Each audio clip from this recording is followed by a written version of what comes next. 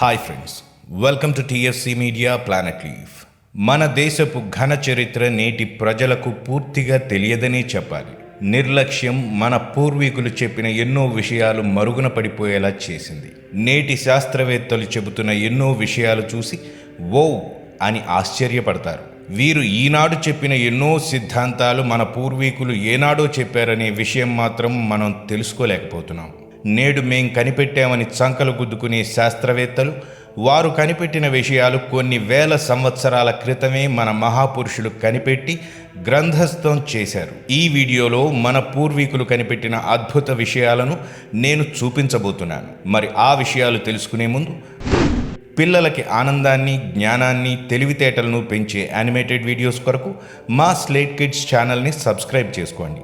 ఆ ఛానల్తో పాటు మా ఇతర ఛానల్ లింక్స్ ఈ వీడియో క్రింద ఉన్న డిస్క్రిప్షన్లో పొందుపరిచాను. స్త్రీ యొక్క మానసిక స్థితి ఆమె గర్భంలో ఉన్న పిండంపై ప్రభావం చూపుతుందని నేటి శాస్త్రవేత్త ఫరీద్ మిన్హాస్ చెప్పాడు.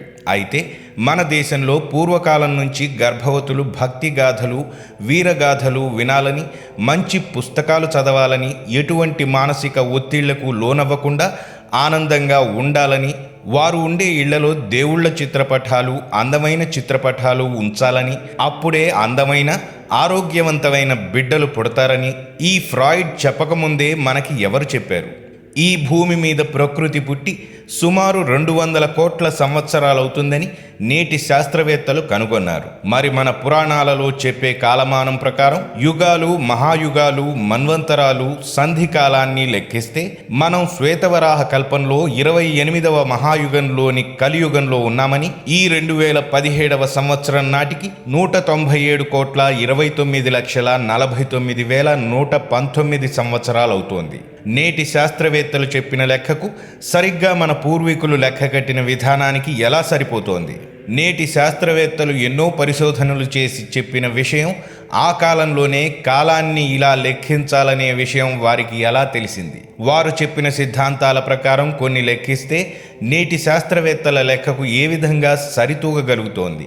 బిగ్ బ్యాంగ్ జరిగి విడిపోయిన పదార్థం వల్ల సృష్టి ఏర్పడిందని, అది తిరిగి దాని కేంద్రం వల్ల ఆకర్షించబడి సృష్టి నశిస్తుందని, అలా ఆకర్షించబడిన కేంద్రం మళ్ళీ బ్రద్దలై కొత్త సృష్టి ఏర్పడుతుందని నేటి ఆధునిక సైన్స్ చెబుతోంది.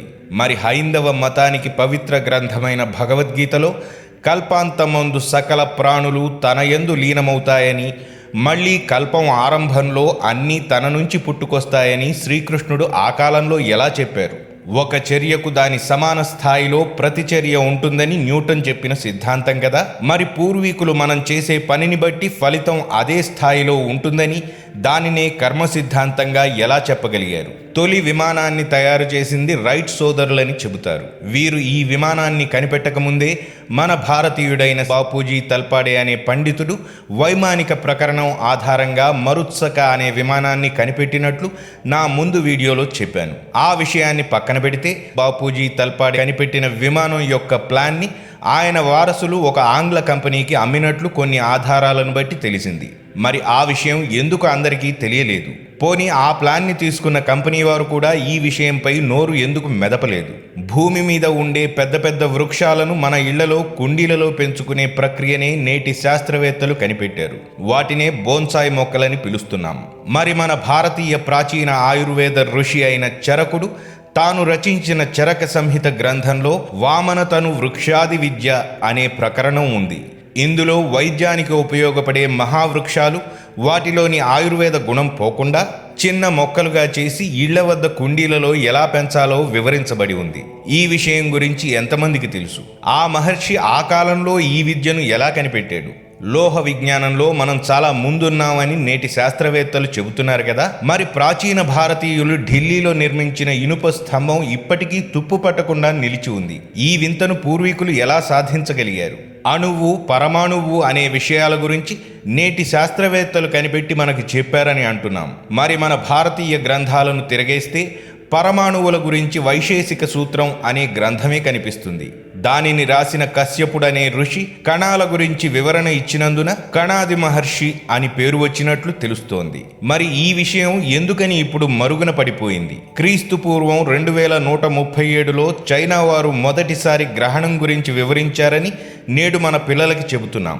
అయితే అంతకు పూర్వమే అత్రి మహాముని తయారు చేసిన తురీయ బ్రహ్మ అనే టెలిస్కోప్ సహాయంతో మొదటిసారి గ్రహణాన్ని పరిశీలించాడని ఋగ్వేదం 5వ మండలం 40-6 మంత్రంలో ఉంది.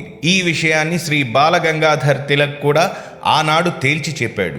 మరి ఈ విషయం గురించి ఎంతమందికి తెలుసు? ఇలా చెప్పుకుంటూ పోతే ఎన్నెన్నో విషయాల్లో మనకి జరిగిన అన్యాయం వర్ణించలేనిది. రాతి యుగంలో తాము రాసిన వాటినే మహాగ్రంథాలుగా ప్రపంచం మొత్తం చాటుకుంటున్న విదేశీయులు అదే నిజమనే భ్రమలో బ్రతికే మనం రాతి యుగానికి ముందే మనవారు సకల విద్యలతో గ్రంథాలను లిఖించి రత్నయుగం చేశారనే నివురుగప్పిన సత్యం నేటి మన సోకాల్డ్ ఇంటెలెక్చువల్స్కి ఎలా తెలియకుండా పోయింది? మన చరిత్రను వక్రీకరించిన కొంతమంది చరిత్రహీనుల వల్ల, మనలో పేరుకుపోయిన నిర్లక్ష్యం వల్ల ఆ స్వర్ణయుగపు ఆవిష్కరణలు గ్రంథాలు మరుగున పడవేసి పక్కవాడి మిడిమిడి జ్ఞానాన్ని చూసి మనం అబ్బురపడి చప్పట్లు కొట్టి మనం సిగ్గుమాలిన వెధవలుగా తయారయ్యాం.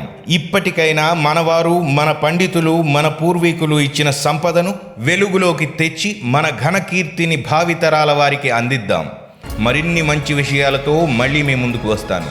మరి ఆ విషయాలను చూడాలనుకుంటే మా ఛానల్ని సబ్స్క్రైబ్ చేసుకోండి.